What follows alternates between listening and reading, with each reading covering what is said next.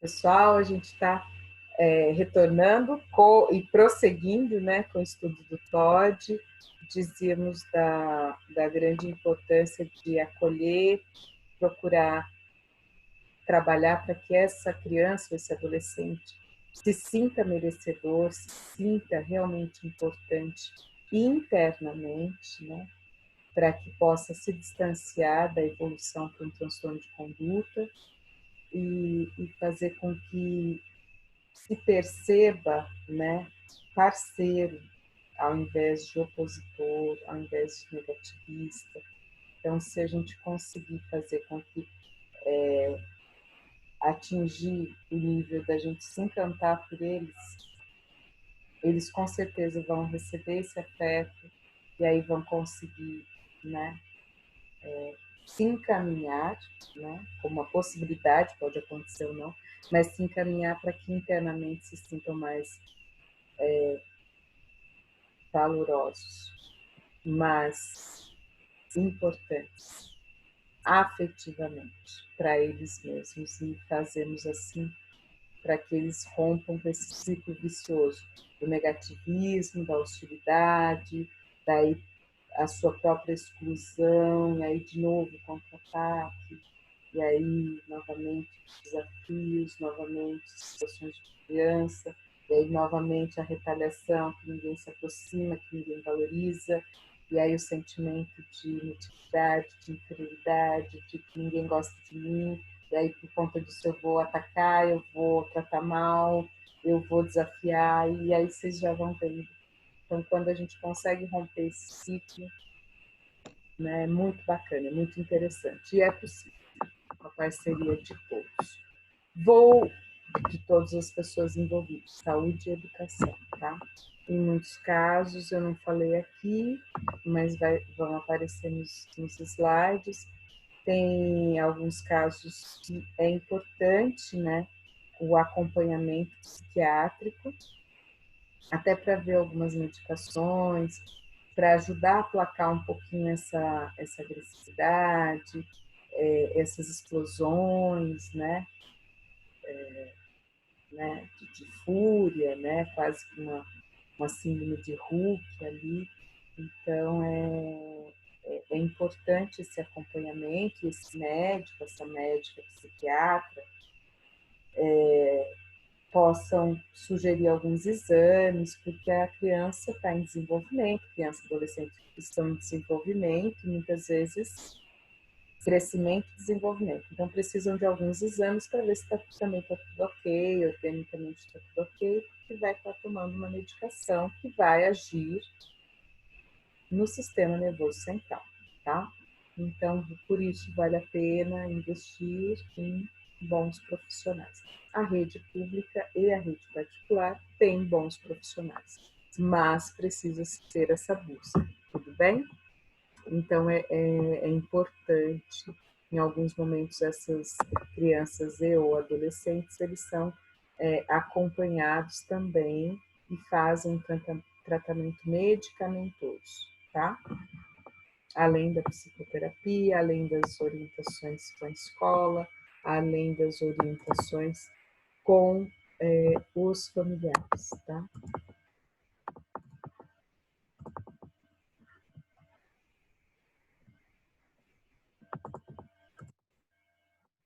Né? Então, assim, continuando aqui, agora a revelação do que eu já estava falando para vocês, né? A questão da baixa autoestima, essa refratária tolerância à frustração, né? O humor muitas vezes deprimido. Às vezes a gente acha assim que essa criança, a todo momento, ela está ali expansiva. Em muitos momentos ela tá para baixo, ela tá down.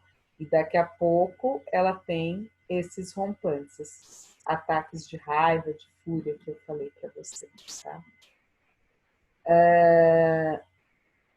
Poucos amigos, a gente também falou disso, né? Uma certa rejeição do grupo social, dos seus pares. As outras crianças se afasta mesmo, né? Então, até por conta desses comportamentos, né? E, enfim, reforça aí a rejeição dos colegas, a rejeição de educadores, de professores, tá?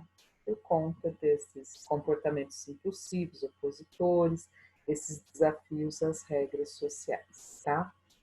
O desempenho também já cheguei a falar para vocês, que fica comprometido, né? Quando mais jovens, né? Eles podem adentrar em universos bastante complicados, né?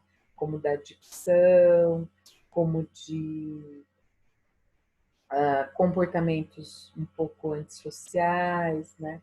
O início, né, desses comportamentos antissociais, de desvios, né, de conduta.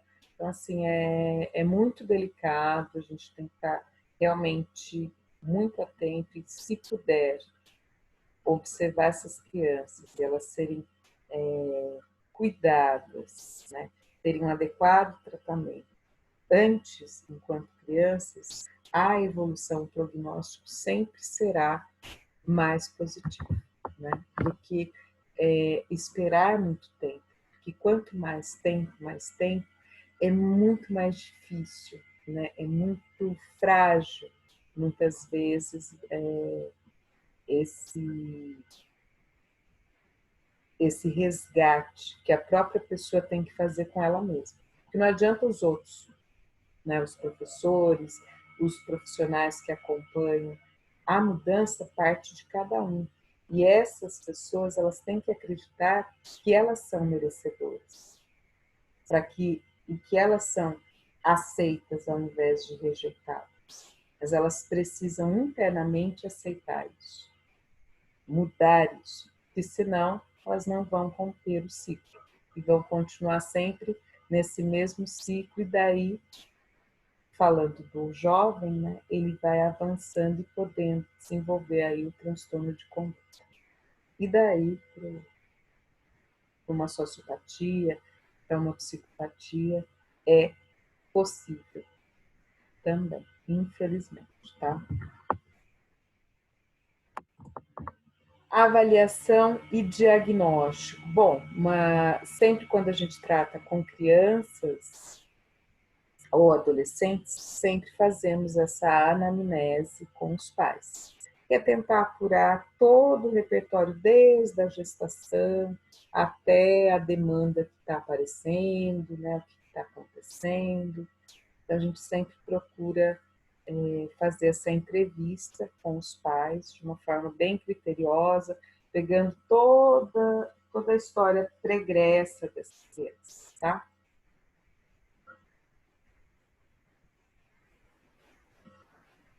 Nem precisa se dizer que aí também a gente procura avaliar como é que é a dinâmica na família, né? Como que também os pais se tratam, né? A gente observa alguns comportamentos ali, né? Também procura entender um pouco da história da mãe, um pouco da história do pai, se tem alguns indicadores anteriores de transtorno de comportamento, adicção, alcoolismo, tá? Situações de agressividade, de violência, de omissão. A gente fica bastante atento e também a gente pede e estabelece esse diálogo com a escola, né?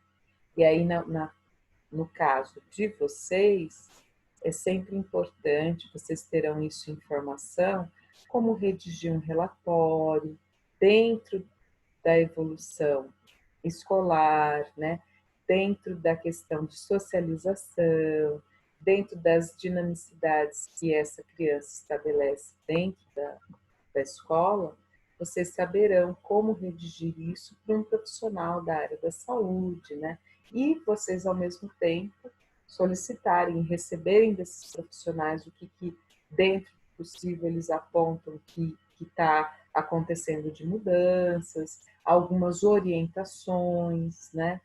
que os profissionais possam passar, né, alguns indicativos. Isso sempre é bem-vindo.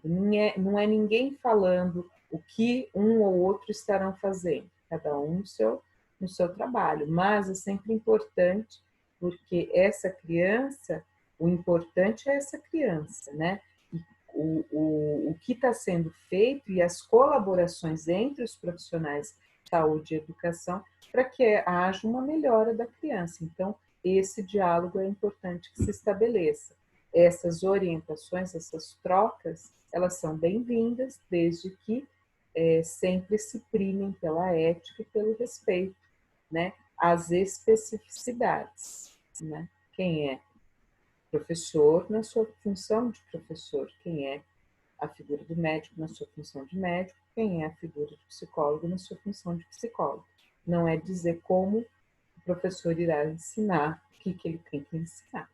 E não é falar o que condutas o psicólogo tem que ter, que manejos ele tem que fazer, e muito menos que tipo de medicações o médico deverá prescrever, né? Então, isso que é importante, ter essas trocas, saber redigir esses relatórios dentro das suas especificidades. Tudo bem? Vocês já chegaram a ver algum relatório? Vocês já viram algumas orientações, um laudo, um relatório da escola, ou um laudo de um profissional especialista? Eu não. Não?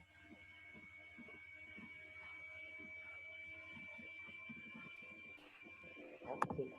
Não se preocupe, não é só que vocês terão, é porque na prática do dia a dia, vocês muitas vezes vão se deparar, tá?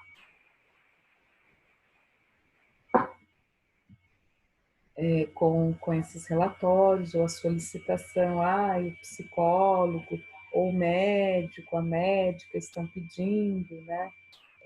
Como é que está o desempenho, como é que ele está na sala de aula, como é que é a interação social, o que ele está aprendendo, o que ele está tendo dificuldade, como que estão os comportamentos dela, etc. Tá? Então, vai ser bastante comum. E vocês também pedindo junto à coordenação que solicitem, né, para esse profissional especialista, alguns norteadores também, o que ele pode estar apresentando sobre alguns cuidados a se fazerem com o aluno, como que ele também está vendo algumas evoluções no quadro dessa criança, etc. Tá? E da mesma forma a família orientada, se ele toma medicação, né, se houve mudança da medicação, se há algum cuidado a ficar atento, se a criança está muito sonolenta, se ela está tendo algumas rigidezes musculares, né? Porque a medicação ela tem um efeito, né? Então, mudanças de medicações, novas medicações que são administradas, a gente precisa estar com um olhar cuidadoso. Essa criança fica muitas horas em sala de aula, então, ou na escola, é que pequenininhas não é muito difícil, né? Então, por isso que eu nem elenquei assim a creche, né? Mas e é também muito, muito raro essa criança ser medicada aí na pré-escola. Mas, no Fundo 1, é possível a gente encontrar algumas crianças que possam vir a fazer um uso de medicação aí, que já, né, próximo aos 6 anos, é possível ter um diagnóstico diferencial. E aí ela pode, sim, com todos os cuidados, como eu disse, ela está em crescimento e desenvolvimento. Então, o médico vai ter que ter todos esses cuidados, alguns exames clínicos que precisam ser periódicos, solicitados, para ver se não está tendo nenhum tipo, né, de comprometimento no crescimento e desenvolvimento da criança, claro, né? Então, às vezes, é bom o nosso olhar E por isso que é importante saber medicação, não para pré-julgar a criança, mas estar com o olhar atento, está dormindo muito, a criança ela está com um problema na hora da dicção, parece que ela saliva a mais, ou então, nossa, parece que essa criança sempre ela se hidrata, mas parece que está com a boca seca. Isso é normal? Será que não vale a pena a gente observar? Porque não é normal. Estou falando isso porque não é normal. Pode ser o efeito da medicação, do médico falar, essa é normal, então vamos orientar a criança a se hidratar mais. Não, não. Então, muito obrigado, muito obrigada, né? Porque eu tenho algo aqui, eu vou chamar esse paciente, essa paciente, porque precisa ser revista essa medicação. E às vezes acontece essa troca, isso é muito bem-vindo, tá? Tranquilinho, pessoal?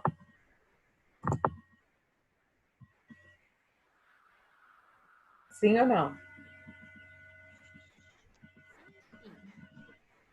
Sim, pro. Sim, então vamos lá. DSM-5, que é o grande manual da saúde mental, né? Diagnósticos estatísticos em saúde mental. Nós temos aqui o 313.81, tá? É o diagnóstico de TOD, transtorno opositivo e desafiante, tá? E tendo 4 ou mais destas características e elas sendo persistentes, a gente já tem uma classificação diagnóstica para, tá? Então, essa avaliação, ela é feita pelo psiquiatra e pelo psicólogo, tá? A gente pede o psicodiagnóstico, que é a parte do psicólogo, e a parte de laudo médico, psiquiátrico, tá? Quem vai definir o CID? Sempre a figura médica, tá? Mas sempre eles solicitam esta avaliação também da personalidade, então essa psicodinâmica, tá? Então essa avaliação do desenvolvimento psicodinâmico de personalidade dessa criança, eles pedem como uma avaliação do psicólogo para colaborar, para se agregar ao diagnóstico. Exatamente porque é uma criança, ela tem todas as dificuldades da fase de desenvolvimento e crescimento, por isso os diagnósticos são tão difíceis e que foi que eu comentei nas primeiras aulas, né, que a gente sempre fala um diagnóstico diferencial, uma hipótese diagnóstica, por quê? Porque estão crescendo ainda, são crianças, tá? Então, persistindo, alguns desses sintomas eu já cheguei a falar com vocês, tá? Então, pede a paciência, discute com os adultos, desafia, recusa regras, recusa cumprir acordos, né? Perturba as pessoas, nunca se responsabiliza pelos seus erros, sempre tem uma indisciplina implicada, geralmente é muito suscetível, se aborrece muito facilmente, tem muitas vezes comportamentos enraivecidos e ressentidos, rancoroso, vingativo. Então, persistindo 4 ou mais, por mais de 6 meses, há uma forte indicação de TOD, tá?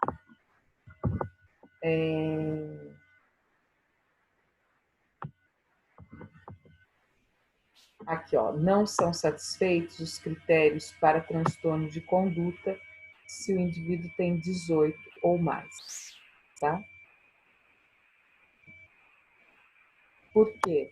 Porque eu não vou poder classificar 18 ou mais como TOD.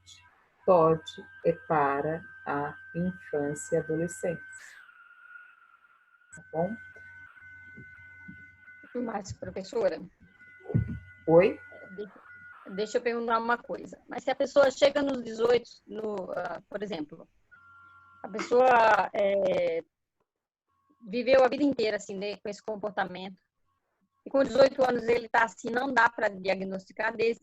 Por exemplo, eu conheci a pessoa desde criança, e ele sempre foi dessa forma. E então, com 18 anos, isso é irrelevante? Não, é que aí com 18 anos, o que, que vai acontecer? Se isso não foi trabalhado, se isso não conseguiu ser minimamente estabilizado, ao invés de ser um transtorno positivo desafiante, que é desafiar sempre a figura de autoridade, de adulto, eu vou ter o quê? Uma figura de transtorno de conduta. Então, é uma pessoa que vai o quê? Ter como diagnóstico, não o TOD, mas o TC, o transtorno de conduta. E aí, sendo transtorno de conduta, claro, desafia autoridades, pode ter comportamentos de se colocar em risco, colocar os outros em risco, não assume responsabilidades, faz erros, mas sempre joga nos outros. Só que aí eu já não falo mais de um transtorno positivo desafiante, mas eu falo de um transtorno de conduta. E aí os graus do transtorno de conduta podem ser os mais brandos, embora mesmo os mais brandos eles são muito delicados, aos mais intensos de furto, agressões, violências, que todo transtorno de conduta ele implica necessariamente algum desvio antissocial, em menor ou maior escala, tá bom? Então, o que acontece não é que essa pessoa passa a não... ela não tem nada, ela não terá mais o diagnóstico de TOD, mas muito possivelmente ela terá o de transtorno de conduta, e se for muito comportamentos assim, que envolve até homicídio, tá? Aí sim a gente pode falar de um transtorno de personalidade antissocial. A pessoa que é psicopata, infelizmente. Isso. Oi? Então, né, ela tem sim, é que fica mais aflorado e mais grave. O TOD a gente só consegue até a faixa da adolescência. E como não foi visto anteriormente, isso que é um grande risco de evoluir e potencializar essas condutas, e essas condutas ruins, antissociais, né? Então, uma coisa vai retroalimentando a outra e vai ficando mais aflorado e mais grave. Tá certo, obrigada. Ok? Bom, alguns critérios, né? Até um quadrinho que às vezes a gente fica pontuando, né? Para o TOD, né? Discute com professores e colegas, se recusa a trabalhar em grupo, não aceita a ordem, não... sim. Se não aceita ordens, regras, não vai fazer atividade em casa. Até porque em muitos momentos, algumas não quer fazer até para comprovar que faz aquilo que bem entende. E até porque em outros não sabe fazer. E vai ter medo de se expor mostrando que não sabe fazer. Lembrem-se, são crianças que não conseguem admitir suas dificuldades, que não conseguem admitir que erram, que não conseguem admitir que não sabem. E claro, a aprendizagem é assim, do simples ao mais complexo. Então, se não aprendeu o básico simples, quando vai passando o tempo, aí que não vai conseguir aprender mesmo, porque não aprendeu o básico lá, porque não se permitia aprender, errar e refazer de outro jeito, e perguntar. Então, são crianças com sérios problemas de aprendizagem, tá? E aí não fazem a atividade em casa. Para desafiar e também porque muitas vezes não sabem e não querem se expor. Querem somente por aquela imagem, não faço mesmo, tem que fazer, que é uma forma hostilizada, mas para não revelarem essa... Para eles seriam assim, revelar essa face de que eles não estão entendendo, que não sabem realmente. São manipuladores, né? Jogam com situações, né? Eles são muito perceptivos nisso, né? Não aceitam crítica de jeito nenhum, porque acham que isso é exposição para eles, né?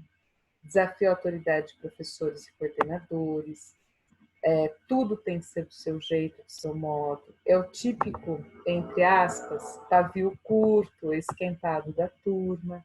Perturba, tá todo mundo em silêncio, tranquilo, concentrado, surge essa figura e fica lá, né? Fazendo aquelas brincadeirinhas chatas de puxar cabelo, não para machucar, mas, sabe, só para perturbar. Então, é o típico, né? Ele ou ela.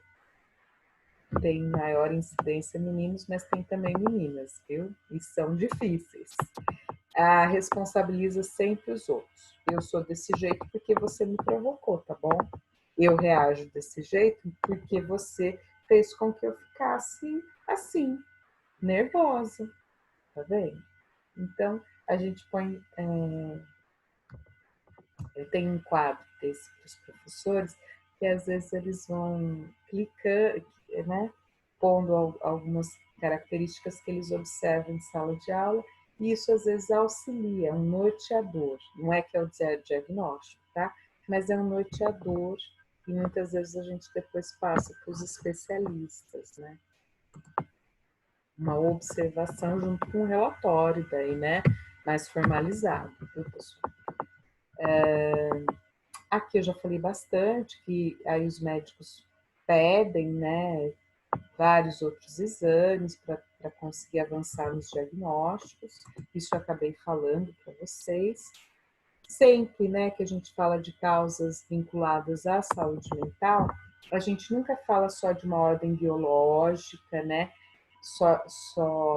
somente nesse fator, mas sempre a gente procura ver alguma coisa psíquica, algo também ambiental e algo biológico. Então, a gente fala daquilo que é biológico, daquilo que é psíquico, mas é nosso, biológico nosso, psíquico nosso, mas também algo que vem do externo, da influência, como por exemplo dos pais, né?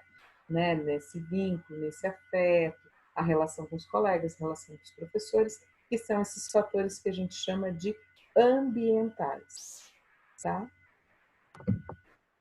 Então, fatores intrínsecos, fundantes, e a fatores socioculturais e afetivos, tá?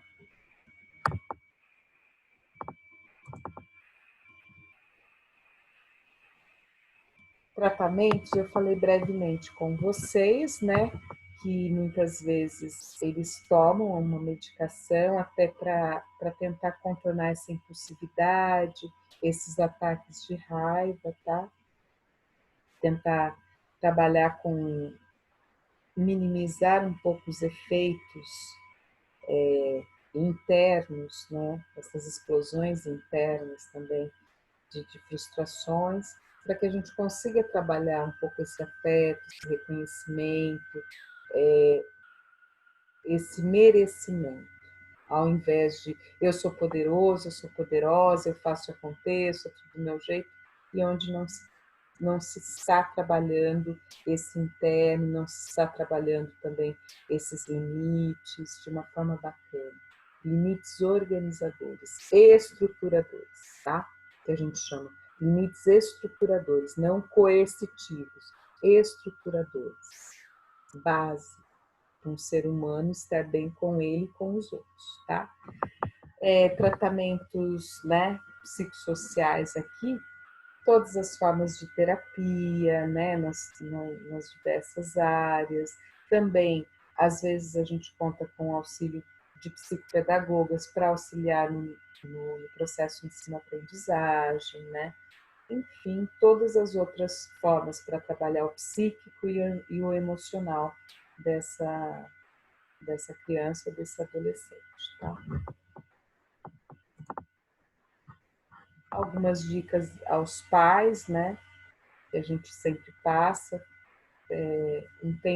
tentar dedicar um tempo maior ao filho, diariamente, não é um tempo maior uma vez por mês ou somente no final de semana. Muitas vezes, algo afetivo e intenso pode durar, no tempo do relógio, 5 minutos, mas aquilo para aquela criança vai valer assim uma semana inteira. Sabe, quando a gente para e emana afeto, acolhida de verdade, isso não é o tempo cronológico, é o tempo subjetivo. Então, vale a pena a gente pausar, não é ficar, estou falando com você, mas eu estou olhando o celular, não, não. Olhe de fato para aquela outra criança, esteja, né, junto. Então, aqui a gente tem falado muito para os pais, né? Às vezes não precisa falar nada, suporte ficar em silêncio e só desejar afeto para aquela criança que está ali do seu lado. O teu jeito de olhar, o teu jeito de se permitir parar um instante e estar com o seu filho e com a sua filha, isso é uma contingência que a gente chama. É um contorno. É como se fosse assim, um envolvimento invisível daquela, como se fosse dentro da barriga da mãe, assim, é como se fosse isso, né? E isso é muito, muito, muito importante. Não só para as crianças com TOD, mas principalmente para essas que se sentem, e muitas vezes o são, né, rejeitadas, não amadas. Então, converse com o seu filho, com a sua filha, procure fazer algumas atividades juntas, atividades esportivas, de lazer, né? De preferência mais cooperativas do que somente competitivas, né? Ninguém está falando só faça as cooperativas, mas se puder fazer um pouco mais das cooperativas e depois, de uma forma mais branda, as competitivas, isso seria super bem-vindo. Esportes de